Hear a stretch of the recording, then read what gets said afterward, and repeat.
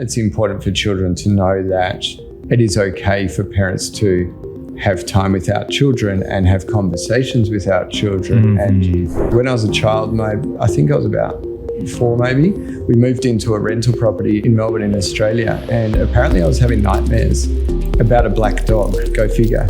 It must have been fairly significant. My parents ended up saying, well, we've just moved to this house, let's pray through the house. And I'm looking forward to the boys getting older when I can say, hey, let's go for a bike ride together. Right. Doing those things alongside each other, spending the quality time.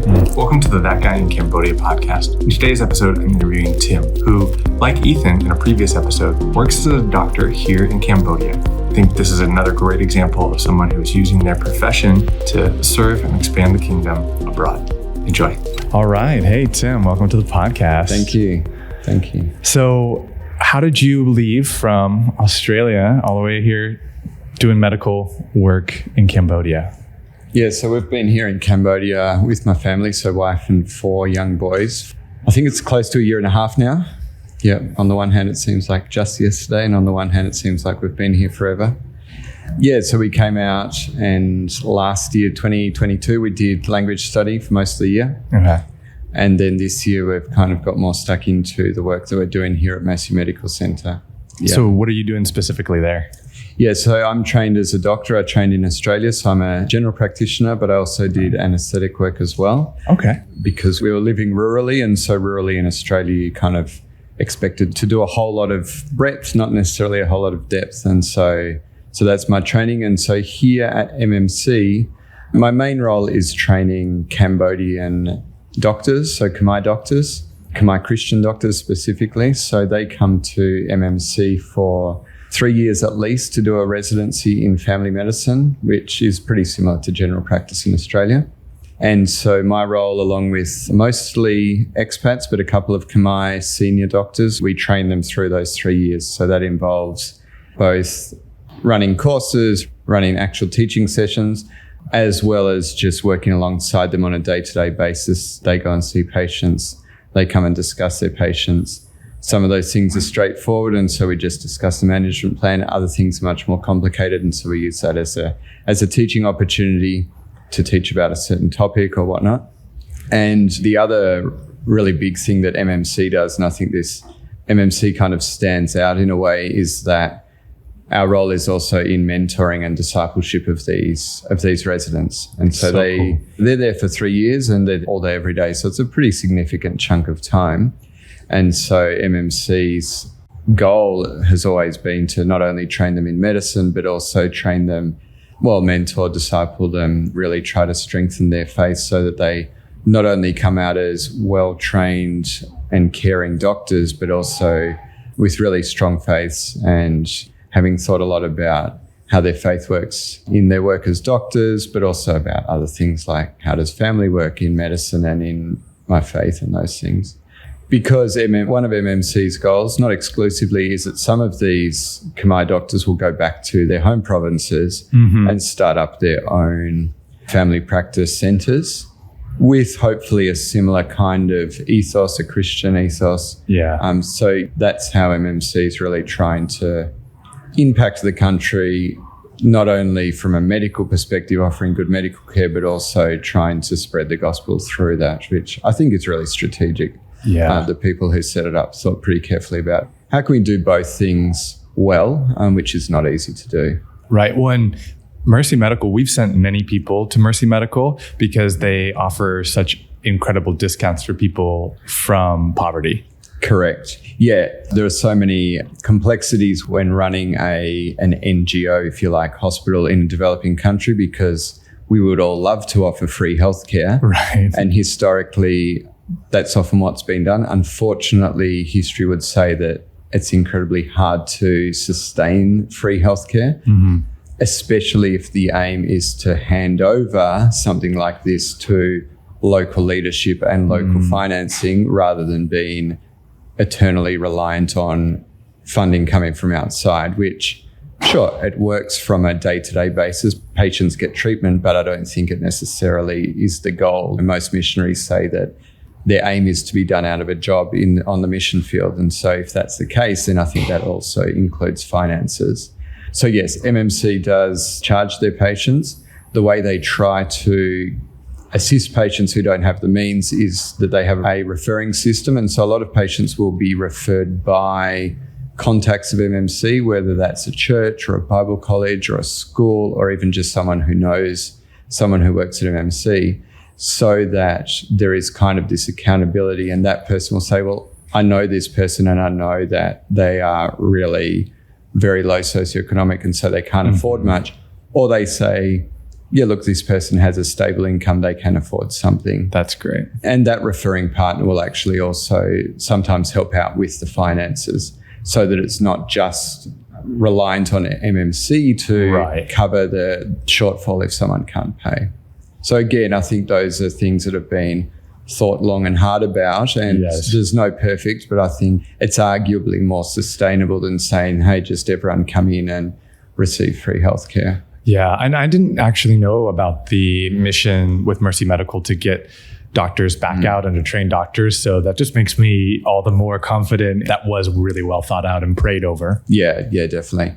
And already Mercy Medical also do outreaches across the country. So a lot of that, I would say one of the most significant things Mercy Medical does here in Cambodia is the rollout of the cervical screening program for women, because most doctors would say that if you really want to save lives, you go into preventative health, not kind of, we have to avoid things from happening rather than treat the problem, because that's how you really will make a difference. And historically, public health, that's pretty obvious with vaccinations, water sanitation, stuff that we take for granted back home. Nowadays, I would say that screening for significant disease is how that is done. And so cervical screening has proven back home to be very significant in preventing high rates of cervical cancer. So Mercy Medical have actually been very instrumental and continue to be in rolling out cervical cancer screening here. They will often go out to factories, because factory workers, a lot of them are women, a lot of them are low socioeconomic, and there are thousands of them. And so that is a big area where they go out and train some of these clinics that work with the factories. And they've also been going out to provinces as well to train. So it's been pretty significant. Just this week, we've had 2 doctors and 1 nurse up in Stung Train doing some training up there. Great. Yeah. That's awesome. Yeah. Wow. Yeah. So have you been able to go out to the provinces a little bit too?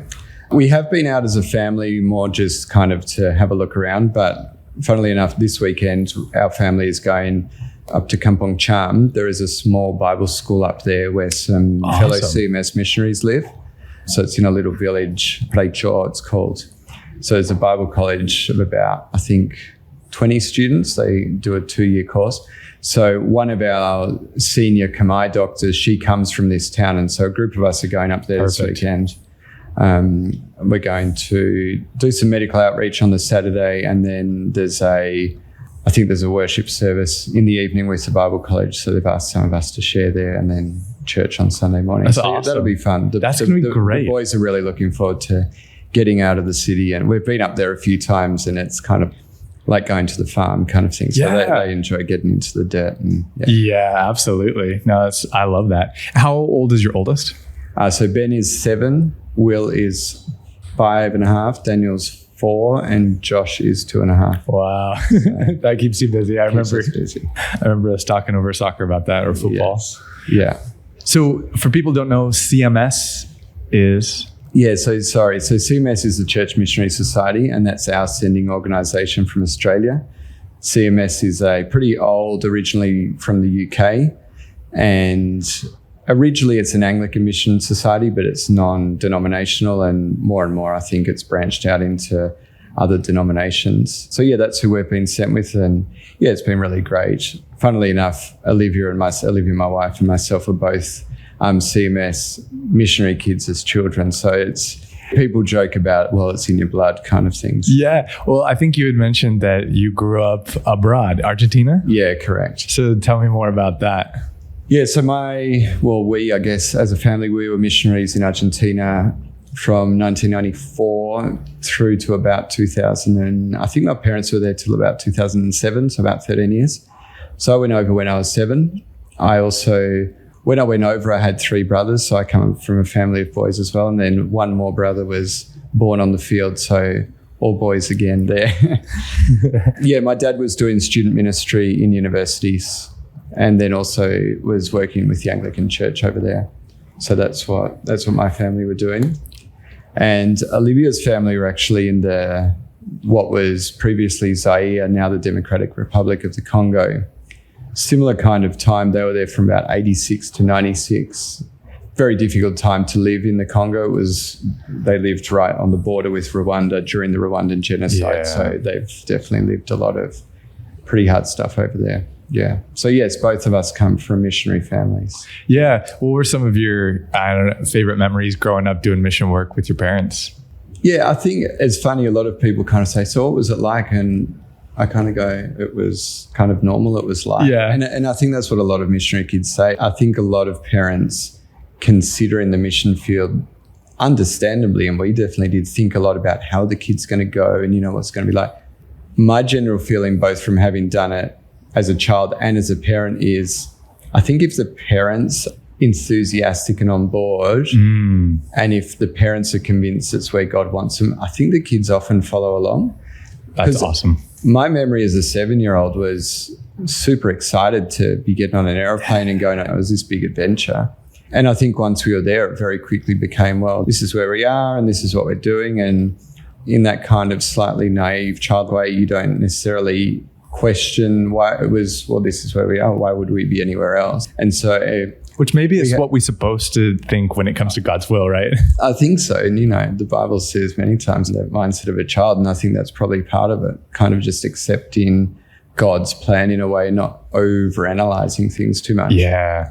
So, yeah, I think that's what it was like for us as kids. It was, well, we've got a stable family. My parents are happily married. It felt like this is life, this is normal, and we enjoyed it. Yeah. Yeah. Not to say it didn't have challenges, but I think sometimes when we're on the field, we go, this month's been really hard because we're on the mission field. And it's obviously to do with things on the mission field, but it's not like back home we don't have hard months. And so sometimes I think it might be easier back home. Well, some things would be, but I'm not sure all the things. Yes, that's something I try to kind of take a step back and go, well, is it because culture is not our own and there are challenges, or is it simply because sometimes this is life? Life is hard. The kids come home from school and say, oh, someone was being mean to me today. So, well, is that because there's a cross-cultural barrier? Well, probably not. People are mean all the time to kids. Yeah, totally. So, yeah. Yeah. And I think our experience with our own children has been similar. I think they've been on board from the start. They're obviously pretty young, but I think they've adapted and they've transitioned pretty well. And we've made pretty concerted efforts to work out ways to make that a somewhat smooth transition. I'm not saying we've done everything right, but it is something we've thought about. Yeah, like what are some examples? I remember when I was a medical student, I went to Uganda for 6 weeks. 6 weeks seemed like a long time in the midst of it. Sounds very short when I say it. Yeah. But very rural Uganda, working at a pretty busy, pretty tricky hospital, you would say. And I remember rubbing shoulders with some of the long-term missionaries there, and they'd invite you into their house and you'd realize that they'd made a really concerted effort to make their house a home. They'd put simple stuff that we would all do as long as we thought about it and had the energy. They'd put artwork up in their house and they'd made it homely. They'd made it somewhere that after a really busy and often tragic day at work, they could come home and actually feel like this is my space, I can relax. The other thing, I remember one of the obstetricians, she was single, and so she would, I think once a month, go 2.5 hours into the capital city, and she had a hotel there with a swimming pool, and she would just go there for the whole day. She would sit by the pool, she would read a book, she'd eat food that she wanted to eat, and basically it was her time. And I remember thinking those kind of small escapes, especially in that context, are probably fairly important. Yeah. So we've thought about what things can we do as a family that we can look forward to, that can be really enjoyable. Now, Phnom Penh is a very different kettle of fish to rural Uganda, where we're very blessed with many things and luxuries, if you like, that we would have back home. So there's no shortage of ways to do that. But I think it is important to within reason, allow yourself to do those things. I don't think it has to be a case of, well, we're on the mission field now, we have to tough it the whole time, because personally, I don't think that's sustainable. Yeah. I don't think it is for us, at least. Yeah. Well, and I think that's what I see in many of the long-term missionaries. That's what they do. They have some sort of escape, recharge. You have to have that withdrawing. Yeah, just this weekend did that with our family, and it was so nice. Yeah. I mean, and it just, different things pop up, different perspectives, turning the phone off and the laptop off. It's like, wow, have more time to just hear, what is God actually leading me to? Because I think it's really easy on the mission field to just get so sucked into ministry. Yeah. And helping and loving other people, which is part of the calling. But then there's the love God part. There is. Yeah. I think the other thing that we've really tried to keep in perspective is that, yes, we're obviously here to do ministry like we would hopefully be doing back home. But we believe that our children are still our primary, especially when they're this young, are our primary mission field and ministry. And that sounds slightly cliched, but I mean, Jesus' disciples who he was closest with were guys who were spending all day, every day with them. The way that he discipled them was by spending a heap of time with them. So I'm like, well, I've got 4 young boys. I'm spending all this time with them. Well, they need to be my main focus. It's not to say that you don't focus on other people, but I think that's important to remember, because I think it's easy on the mission field to look at all these different opportunities, and they arguably look a lot more interesting on paper. We went out and did this project or that project. The daily grind at home isn't necessarily that exciting, if you like. But I think if I were to look back when I'm 60 or 70, I don't think I'm going to go, oh, I wish I had have spent more time doing projects in the province than at home with kids. Mm-hmm. So it's a balance, but I think that is something that I've tried to think about. I love that too. And I'm really glad you mentioned that, because as I was teaching at Hope School, there is a difference that you can see how involved the parents are. And even at my last international school, it was so clear the kids that got picked up by maybe a driver or a nanny versus those that were picked up by the parents, and the parents wanted a relationship with the teacher. And there's just such a difference there. And I think that I've also heard a lot of stories of kids of ministers, and they feel like, I never got to have my parent love on me and care for me. And I wonder, why do you think that happens? I think when ministers are in big or even small parishes for that matter, I think churches can be very demanding, both on time, but I think also on emotional energy. And I think with quite a few kids at home at the moment, for me, the bigger strain is the emotional energy, needing to answer a lot of questions or give positive feedback. The time, for me personally, I could be doing menial tasks all day and wouldn't necessarily find it that difficult. But I think for me, I noticed that kind of when you've got, even with one kid at home, the emotional energy is often what can drain. So I dare say that for people in ministry, whether it's ministers or people on the mission field, whoever, I wonder if it's a case of if they're expending too much emotional energy or a lot of emotional energy at work, then it can be hard to also use that at home. Yeah. I wonder if too, sometimes, I don't know if you feel that too, sometimes I just turn off my emotions when doing work or helping people, whether it's natural or instinctive or whatever. And then realizing, well, I can't do that for my wife and kid. Yeah. The one thing I have noticed, and I don't think I would have necessarily expected, is that I would say that if time is well managed and if time is well thought about, I think arguably on the mission field, you can actually have more time for family. I agree. There are obvious exceptions to that. I've got friends who work in incredibly busy, pretty crazy hospitals in other countries, and they're completely run off their feet, and it's incredibly hard. Is there a lot of burnout and turnaround there? Yeah. Yeah. So like if you're going to be sustainable, I think so. You have to be different. So I think for us, we've noticed that, well, in Cambodia, we can afford and it's appropriate to have someone helping in our house. Well, that's many hours every day that we're not doing washing, cleaning, which is a luxury. And we're the first people to say that. But it is also time that we can just sit and play with kids. So there are advantages in that regard to being on the mission field.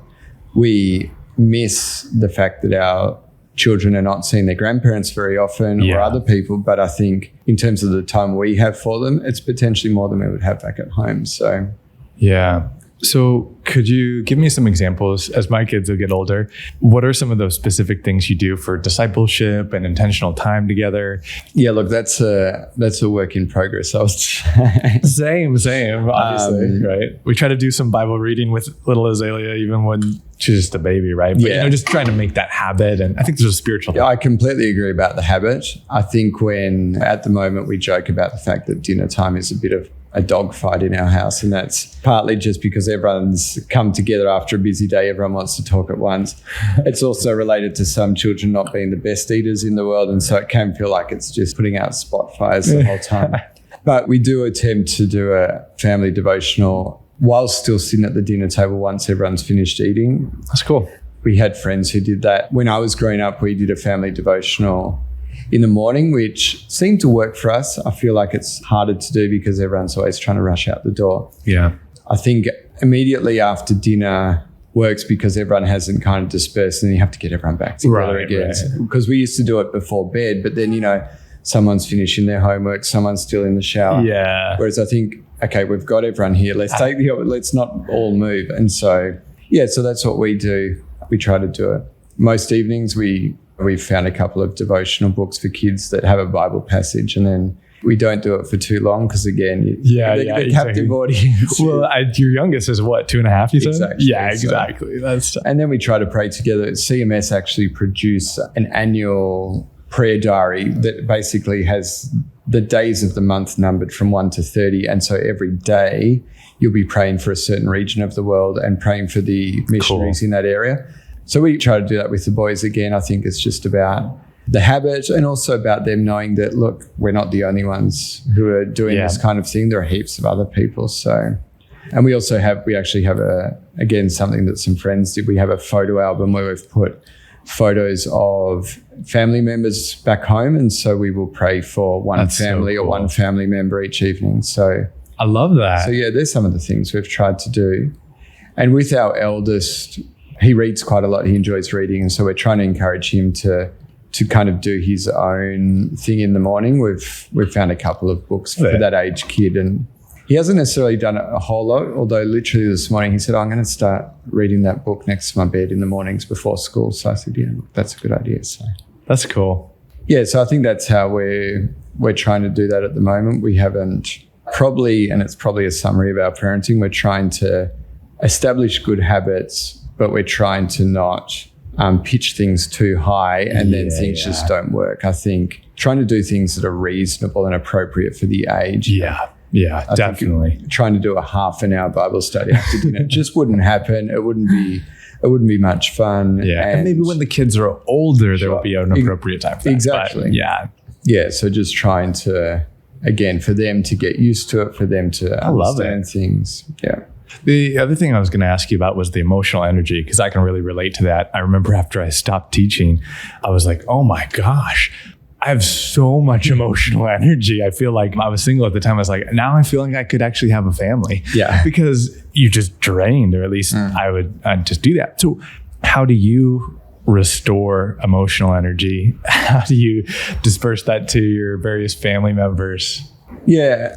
I think for me, people often say, I'm really extroverted, I'm really introverted. I'm often somewhere in the middle. Same. So I'm not someone who needs to kind of go away for 3 hours and just be literally by myself. I think for me, it's having times where I just don't need to be talking and external. I'm an internal processor. And so I think trying to find ways to do stuff alongside children that I can do without doing a whole lot of talking, being present, but not necessarily having to do a whole lot of expenditure of emotional energy, if you like. And I'm looking forward to the boys getting older when I can say, hey, let's go for a bike ride together. Right. Doing those things alongside each other, spending the quality time. Mm-hmm. Because I think that is how my personality works well in terms of quality time. Yeah. And so I think trying to work out ways to do that, but it is harder with younger kids. Right. Because they've naturally got more emotions. And so.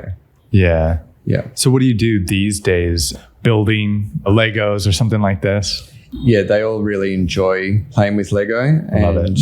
And it's nice because as a kid, I did a lot of it. And Same. It's actually something I still enjoy doing now. So it's kind of, it's not this case of, we're playing with this toy, which is really boring and has these loud noises and I don't really like it. So if I sit down and say, actually get into it. Totally.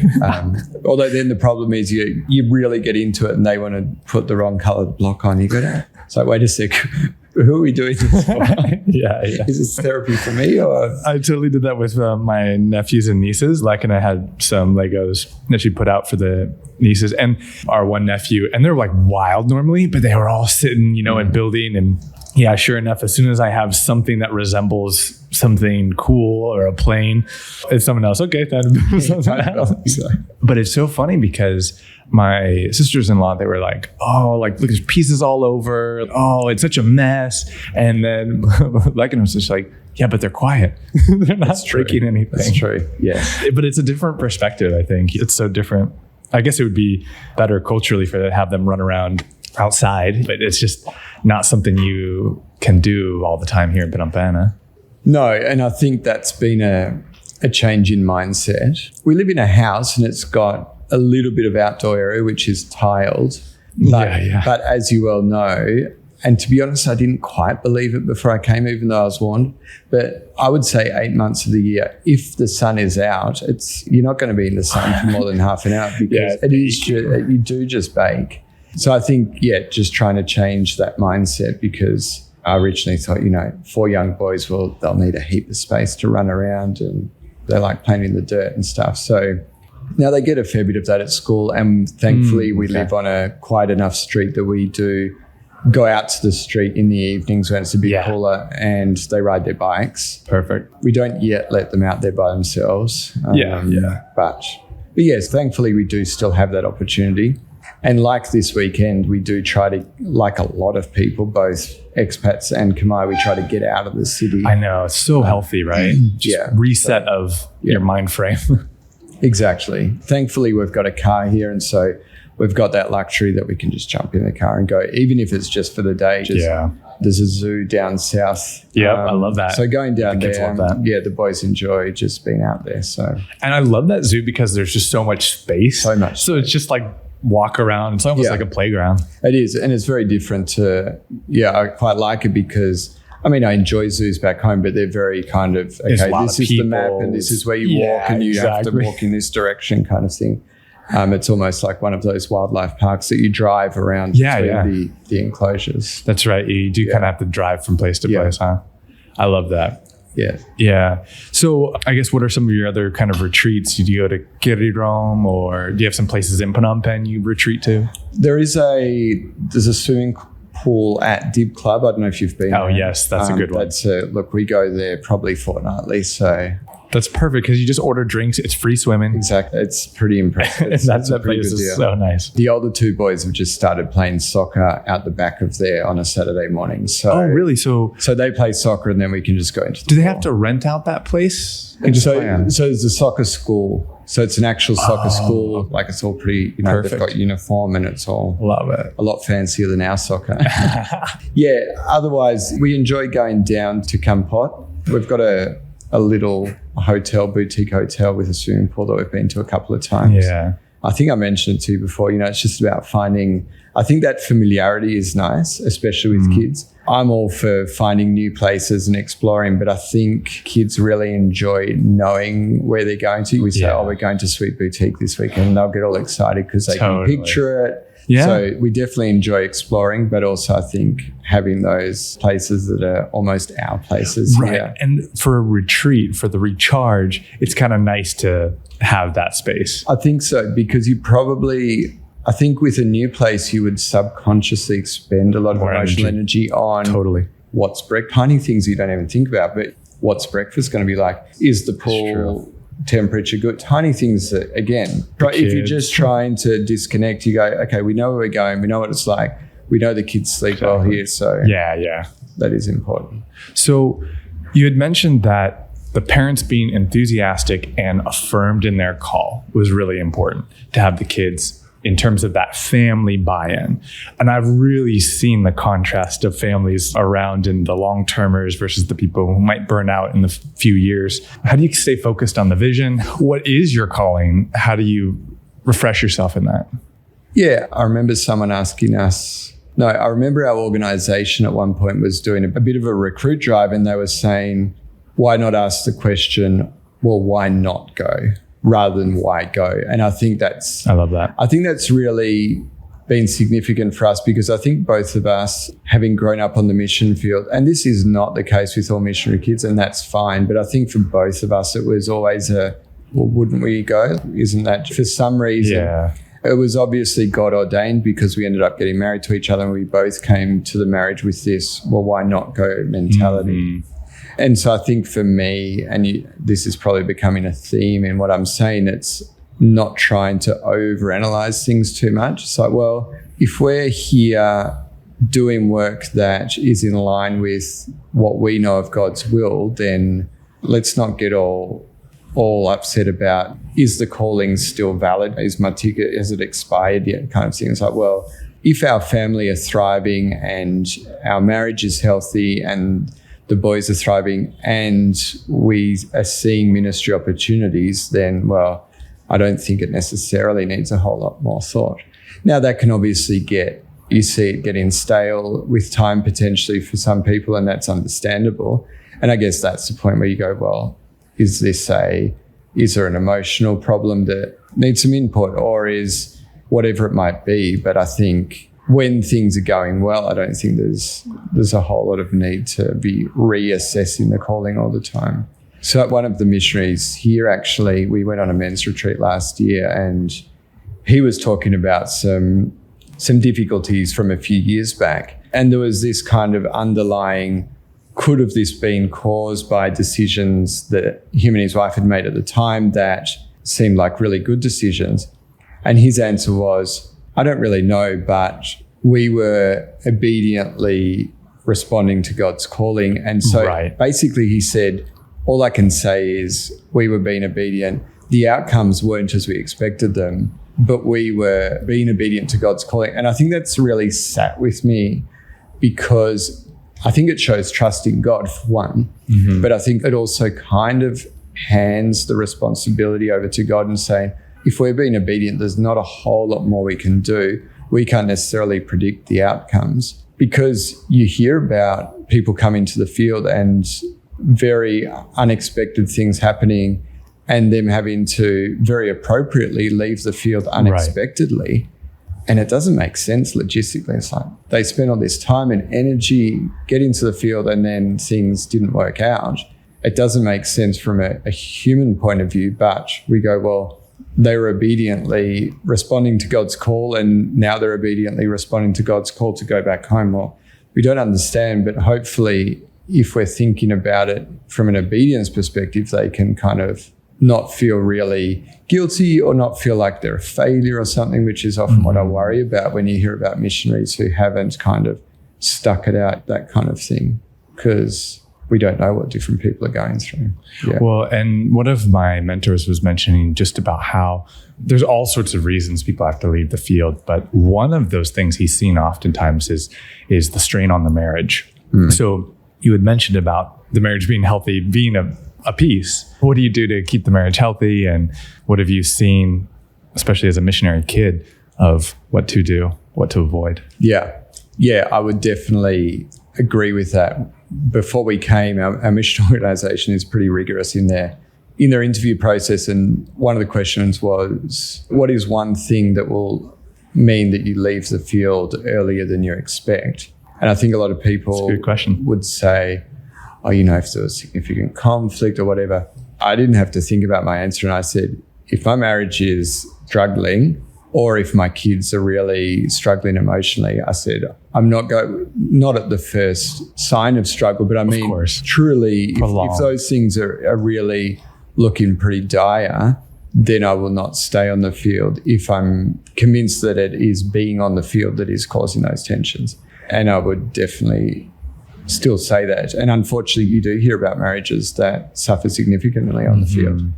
I think for us, obviously, like I've mentioned, we were both on the same page about working overseas, and I think that was helpful from the get-go. It wasn't kind of, I came into the marriage with this long-term goal, and it was very much from me, and so Olivia had to with time come to terms with that, which is often the case and it's fine. Right. But I think we kind of had it easy in that regard. We didn't have to kind of have those early conversations. So I'm really grateful to God that that was the case for us. But again, most of the time it's not, and most of the time that's not an issue.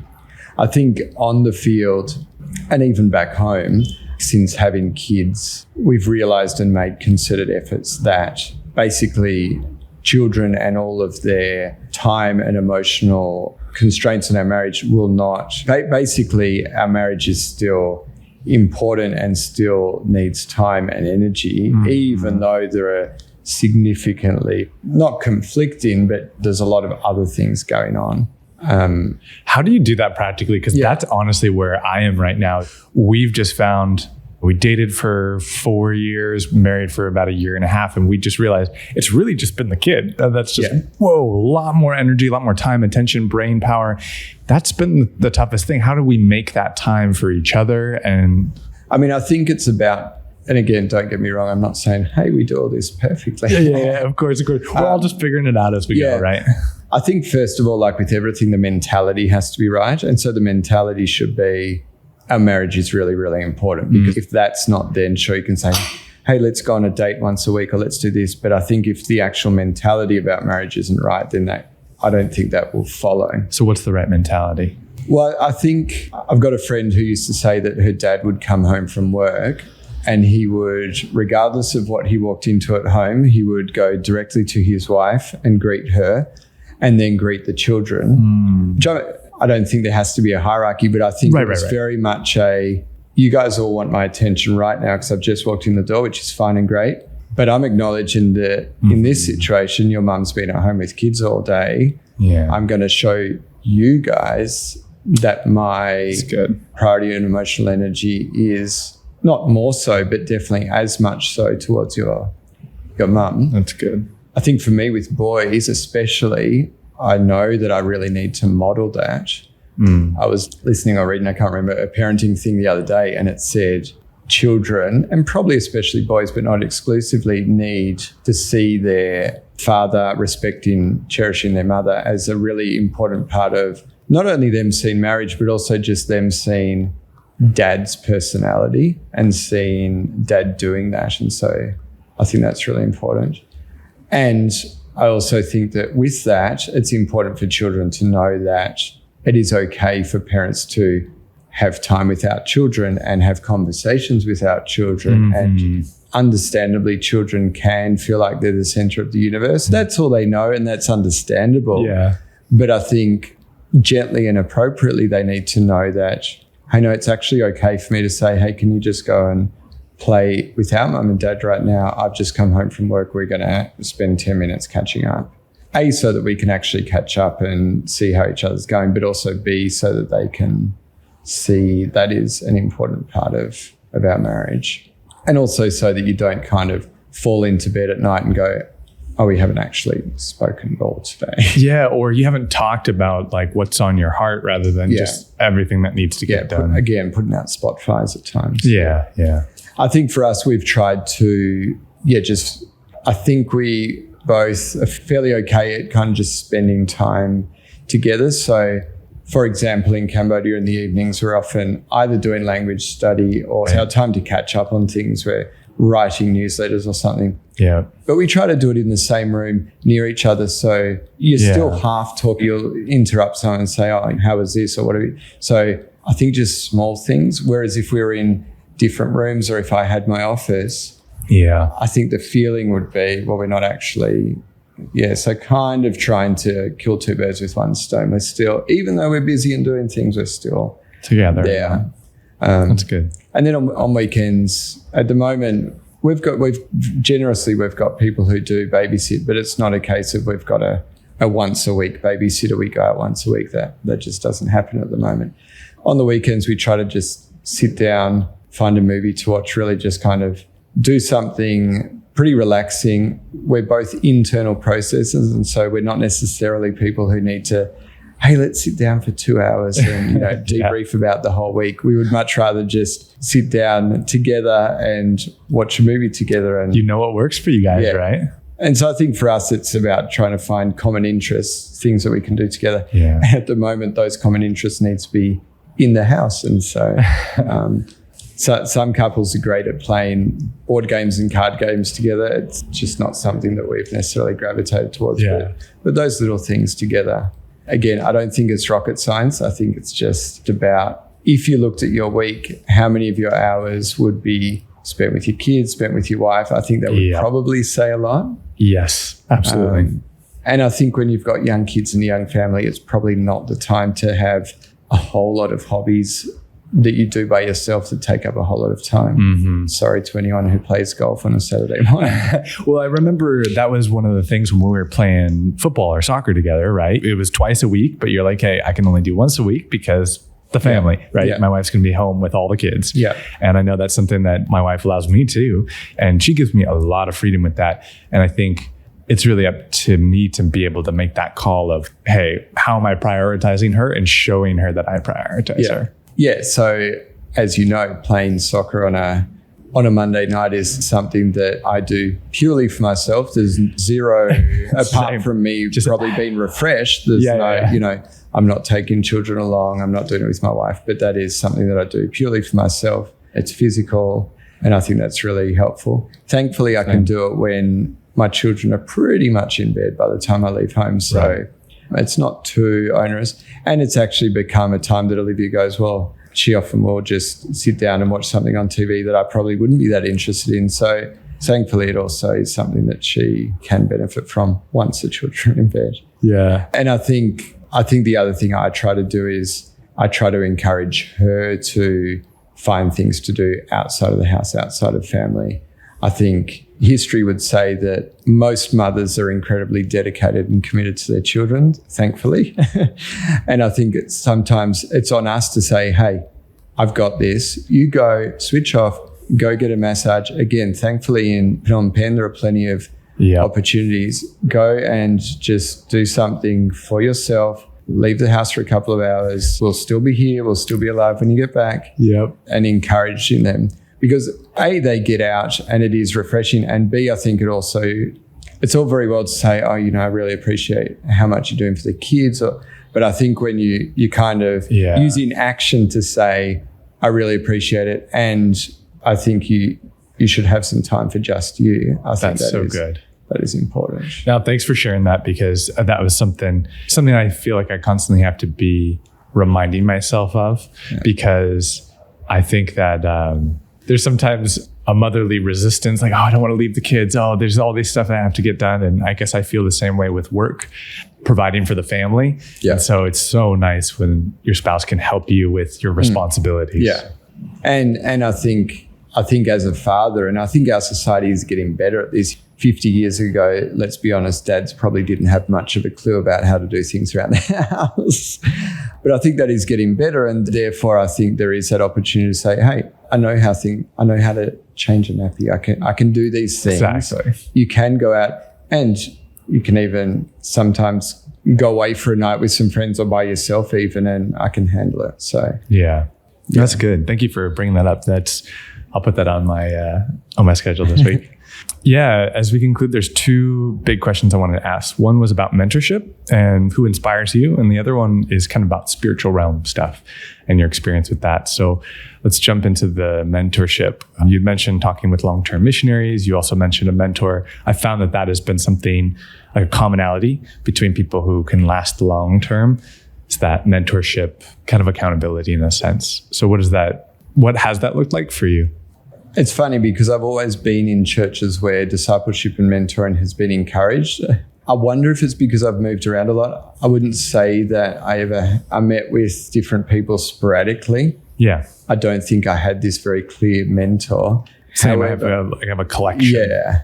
However, it would be remiss to not mention my dad, because I think when you're growing up, it's like, oh yeah, that's normal, it's dad. And now I'm like, it's not actually normal for dad to be saying to a 12-year-old, hey, you know, how's your quiet time going? So I think looking back, especially now that I'm a parent, I go, my parents actually thought a lot about our own spiritual growth. And so I think my parents, both of them, would definitely be the most significant people in my own spiritual walk and spiritual growth, really. And I'm very grateful for that and don't take that for granted. Nowadays, CMS expects all missionaries on the field to have they don't necessarily call it a mentor, they more call it a friend. They don't want it to be, I think they're trying to go away from the word mentor because they don't want to necessarily set some kind of, oh, this is what I think of a mentor. They have to be this much older, whatever. Mm-hmm. But they expect missionaries to catch up with someone from back home fairly regularly to just discuss, pray together, encourage each other. I think it's really helpful because, sure, we've got people here on the field who can definitely understand, if I say to you, how's the weather? Obviously, without thinking about it, the weather's really suffocating and everything else. So those things someone back home won't understand. But however, if I were having a significant conflict at MMC, it would be more appropriate for me to be talking to someone back home who has no involvement. Right. And so I think that's a really good outlet so that you can basically say almost anything with someone who you know well and someone of confidence, and they can be a fairly objective. They don't have to feel like they have to take sides or, oh, actually, I know that person and that impacts me. So I currently do that with a good friend. He's actually my age. He's someone he has a really strong faith, and he's always been someone who I've really looked up to despite being pretty much the same age. He's currently training to be a Presbyterian minister. And so it's really helpful and super helpful. And I've realized that it's not a one-way street. We both share, we both pray for each other. So good. He's in full-time ministry and has plenty of challenges. So it's been really good for both of us, I think. Yeah, I was hearing that it's really important for guys, anyone, but especially for guys, to have at least one person that they could say anything to. Yeah. And I've realized that with my close friends, that's exactly it. Yeah. We can just talk about anything and it just gets out on the table. Yeah. Super, super nice. And I think I also appreciate, maybe some people don't like it, but I appreciate when people can give me feedback, help me solve the problem. It's like guys bond with problem solving. Yeah. So it's so nice. Like I like that. I don't need you to validate my emotions. No. Some people do need that, guys and girls alike. But for me, I love it when someone could just be like, you're being a jerk here. Or like, change that up. It's so nice. Yeah. Yeah, I think it's helpful. And I agree. I'm definitely about the problem solving, which, as I think a lot of guys realize, and I'm not saying all gender stereotypes, but I think husbands often fall into the trap of, oh, you've just told me a problem. Okay, let's solve the problem. Let's make a list. And it's like, wait, I need some validation of my emotions here. I need to be better at. Same. I'm learning to do that better. Yeah. Oh, and just to read the situation. And, it's just flipping off my instinct default mode. And then. Yeah. And with parenting as well, I'm a shocker. My child will be saying, and I've realized, especially one of my children will come to me very upset with a very small problem. And so I tore the page of this book or something. And so I immediately go into, okay, let's fix it. But now I've actually realized, wait a sec, what happened at school today? And usually does. That works with adults too. It does. And so I've kind of gone, okay, let's just take a step back and work out, this is a big emotion for a small thing. Is there something else going on? So that's good. Anyway, I digress from the mentoring question. No, I like it. Well, that last question about spiritual realm stuff. So I've found a lot of people in the mission field had all sorts of experiences and encounters with spiritual stuff that maybe people back home aren't always familiar with. So I was wondering, are there any experiences that have kind of shaped your conceptions of the spiritual realm? I'm not sure. I mean, I grew up in a family where that was all very acceptable and acknowledged. I didn't grow up in a family. I was like, none of that exists. And even before my parents went to the mission field, I think that had always been the case. I don't think I've had specific, really clear encounters or shaping experiences. Although one interesting story, when I was a child, I think I was about 4 maybe, we moved into a rental property in Melbourne in Australia, and apparently I was having nightmares about a black dog, go figure. It must have been fairly significant. My parents ended up saying, well, we've just moved to this house, let's pray through the house. Anyway, so I think, and I should check the story with my parents, but I think they prayed through the house and it all settled down. And then apparently after a while, one of the neighbors found out about this and said, oh yeah, there used to be a black dog that lived in that room or something. So, super weird. I don't even know what to make of it. But you hear about things like that and you go, well, if we believe in the spiritual realm, then, and I think the most important part of that story was that praying about it was the appropriate response. Not fearing it, but also not kind of dismissing it. Yeah. Yeah. Well, I was wondering, especially with the guys that you're discipling, at least I've found that, and certainly Lekana has as well, that dreams, spiritual encounters it's a commonplace thing here. I didn't know if any of the guys that you've been discipling have had things or... Look, I haven't had anyone share specific stories. Yeah. I've read about different things. But yes, I think most people have their stories. And I think it's hard coming from a medical background because... Yes. Because obviously we believe that as humans we do have a spiritual part of ourselves, an emotional part and a physical part. And so how all of those things play into each other. Because there's obviously a lot of emotional trauma in this country, and a lot of that would be tied into spiritual things as well. And so I think, as you know, MMC have a pretty strong counselling service.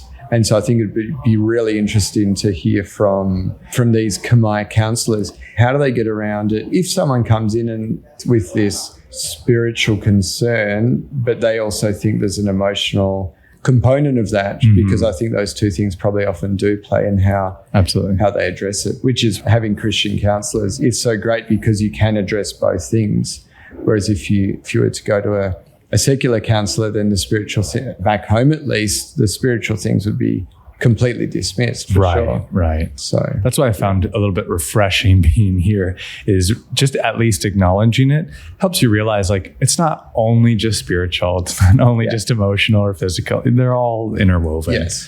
Yeah. And it's just helpful when addressing issues, because that's fascinating when you just acknowledge that, how much you can see the overlap. Yeah. So I actually, some more questions, medical related. I was curious, have there been any cultural traditions or things that you've seen here that have surprised you as a medical doctor? Maybe the kakchal or the brengala. To be honest, I've heard about a lot of it. I think because we're working in the city, I haven't seen that much of it. Yeah. And I suspect you probably have been married to a Khmer woman and maybe more exposed to it. But yes, you hear about people saying, oh, I've done this or this before coming to see you guys. And you go, okay, well, which I think it falls into two categories. I think one category is, okay, that's probably harmless and it doesn't matter too much. The other category is, oh, that's really against what we would do medically, and that may have actually caused where you're at right now. So, and it's the same back home. As you know, I think a lot of people are going into a lot of alternative kind of medicine back home, which I think some of it's wild. Exactly. Some of it's wild and actually harmful. Some of it's like, okay, if you want to take some tablets with garlic and whatever else in it, sure, that might be helpful. It might not be. It's probably not going to harm you. So, oh, that's just what I say to patients back home. It's, look, if you're not spending heaps of money on something and it's not harmful, then I'm not going to say don't do this. But if you're spending heaps of money or it's harming you, then I think we should have a chat about it. Yeah. Well, I was wondering, in terms of nutrition, that was another interesting thing. I've seen some people, I guess from our culture, we have a lot of vitamins, whereas most locals, they're buying fresh from the market, and they're cooking a lot of fresh foods, a lot of different ingredients. It seems the Khmer diet is pretty loaded with nutrition, especially with all the tropical fruit. And so, I mean, that's the way Lek and I get our multivitamins. And I was wondering if that was, if you had any thought or input on that, because I think that it's surprising how healthy many people can be with just that diet. Yeah. Oh, look, you're probably talking to the wrong person, because I'm going to come out and say I think the whole vitamin thing back home is probably overdone. If eating a balanced diet. But yes, I think people would naturally eat more of a balanced diet here because, yes, they're buying a lot of their things off the side of the road, probably not covered in a whole lot of chemicals, and cooking it fresh, cooking it straight away, eating it fresh. It's not necessarily highly, processed, which I think is probably a big issue back home. Yeah. Sure, we're putting vitamins in ourselves, but we're also eating a whole lot of highly processed foods. Totally. It is harder back home to access that. It's more expensive to access things. So, but yes, I think overall, I would say that the diet here is pretty good. I do worry about the increase in a lot of the highly sweetened, caffeinated drinks. I think that's a big problem in the culture. I think what people eat is pretty decent. I think what people drink is a much bigger part. Yeah, the energy drinks, the caffeinated things. There's a lot of sugar and processed things in those things. And so I'm not saying no one should ever do it, but I know that there are people who, have multiple every day, that can't be good. I know. And the rate of diabetes is increasing here. Yeah. So Mlek and I were actually working on an electrolyte drink because Mlek is amazing she makes all these things that are just like perfect on flavor, really refreshing, not overly sweet. So we were working on an electrolyte drink. Do you know anyone who would be able to help us with that? Because we just want it to be loaded with vitamins. So you could basically you could eat 2 or 3 a day and it would be good. It would be decent for you. I mean, that's a great idea and a great incentive. I don't know any. I mean, nutritionists would probably be really helpful here because I think a lot of these diabetic patients need someone to actually say, "Hey, what are you eating every day?" I can't think of it. No one springs to mind. Okay, yeah. I'll keep looking. And I wondered if there was any final things you wanted to say to the audience. Again, prospective missionaries. Many of them are wondering. Maybe some of them are doctors wanting to come over and serve, short term or long term. What advice you'd give to them? Oh, look, I think basically those who have servant hearts and are keen to serve overseas, God will find opportunities for them. I don't think it's this, do I have exactly what it takes on my CV? Or so I think some people worry that, those missionaries, they're super Christians and super faithful and I don't quite match up. I think most people asking those questions are probably just fine because they're probably coming with the right approach. And so humility. Exactly. And so I think once again, my question will be, well, why not rather than why? Mm-hmm. Because if you're thinking why not, then it probably means God's putting it on your heart to think more about it. Yeah. I love it. Why not? Hey, thanks so much. Really appreciate it. No, thank you. It's a pleasure. If you're interested in using your professional abilities that God has given you to serve the kingdom abroad or in your home country, take a look at opportunities.omf.org. And in the meantime, still hoping and praying that this podcast episode, as well as every episode, will encourage you to follow God's calling for your life, wherever and whatever that may be. Peace.